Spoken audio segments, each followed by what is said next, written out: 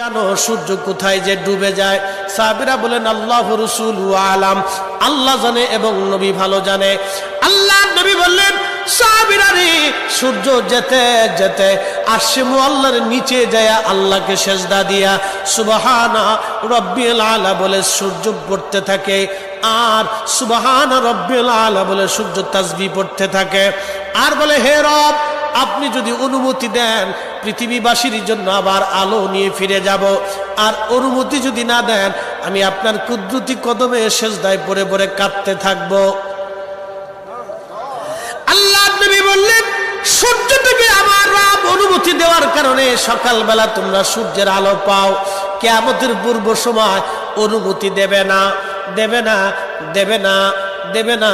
6 মাস পার হয়ে যাবে, পৃথিবী অন্ধকারে নিমজ্জিত হয়ে যাবে, কান্নার রোল পড়ে যাবে, অন্ধকারে ছেয়ে যাবে সারা দুনিয়া। মানুষ